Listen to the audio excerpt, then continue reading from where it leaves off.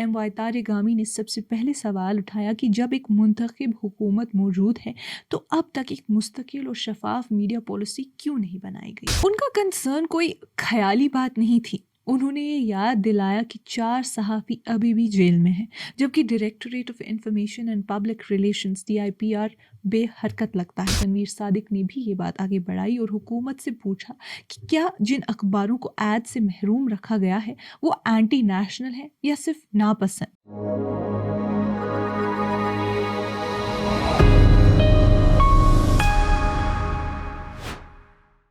ये कश्मीर रिपोर्ट है। आप सब नाजरीन का खुशामदीद। मैं हूँ आपकी मेज़बान उमाइमा ऋषि।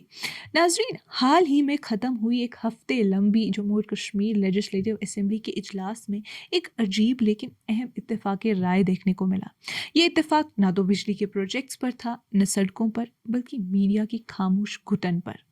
3 मुख्तलिफ सियासी जमातों के 3 अरकान असेंबली ने ज़ीरो आवर, जो आवाम की आवाज़ उठाने का वक्त होता है, में अपनी बात रखी और कहा कि सोसाइटी में प्रेस की आज़ादी एक संगीन सूरत हाल से गुजर रही है। उन सब की गुफ्तगू एक ही बात पर इत्तेफाक करती है, सिर्फ गवर्नमेंट के एड्स के इनकार पर नहीं, बल्कि इस खौफ पर कि जब प्रेस को झुकाया जाता है तो जमहूरियत का दम घुटने लगता है।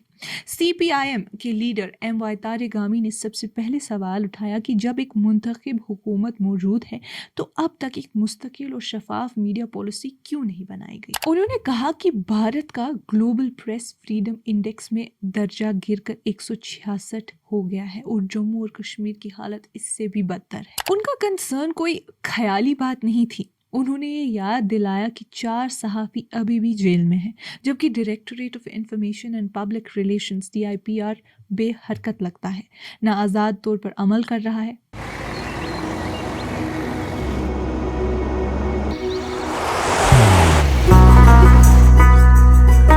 मोहब्बत वही जो दिल से हो, इबादत वही जो दिल से हो, दुआ वही जो दिल से निकल आए,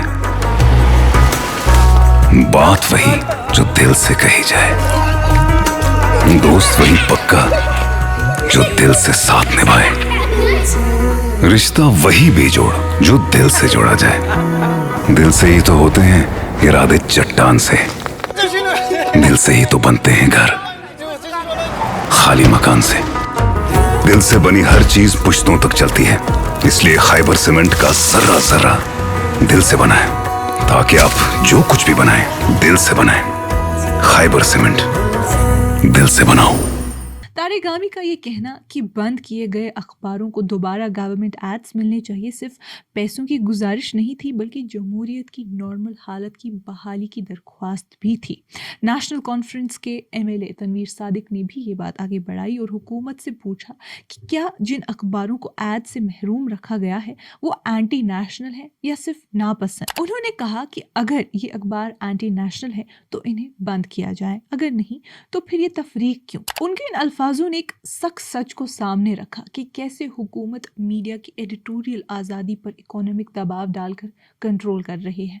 पिछले 5 सालों से उनके मुताबिक कई अखबारों को नामालूम वजह से एड्स नहीं दिए गए। स्पीकर ने ये कहकर कि वो इस मामले को हुकूमत के सामने उठाएंगे, बस ये दिखाया कि हिसाब तलब का निज़ाम कितना कमज़ोर पड़ चुका है।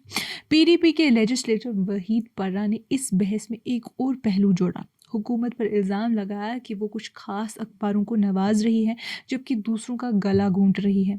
उनका कहना था कि उर्दू अखबारों की नज़रअंदाजी और इंडिपेंडेंट डिजिटल प्लेटफॉर्म्स का बंद होना मुख्तलिफ आवाज़ों के लिए जगह सिमटने की निशानी है। उन्होंने असेंबली को याद दिलाया कि प्रेस की आज़ादी कोई एहसान नहीं बल्कि जमहूरी ज़रूरत है। इन सब बयानात से ये वाज़े होता है कि एक ख़तरनाक रुझान उभर रहा है। सरकारी ताकत का इस्तेमाल सिर्फ पसंदीदा कहानियों को बढ़ावा देने के लिए और तनकीद करने वालों को सज़ा देने के लिए किया जा रहा है। ऐसी जमहूरियत जो तनकीद पर सज़ा और इताअत पर इनाम दे, असल में जमहूरियत नहीं होती। अब हुकूमत को वही करना चाहिए जो हर जिम्मेदार हुकूमत करती है।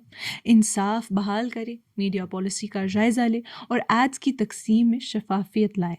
आज़ाद प्रेस सरकार का एहसान नहीं, आवाम का हक है और उस हक की हिफाजत हुकूमत का फ़र्ज़ है।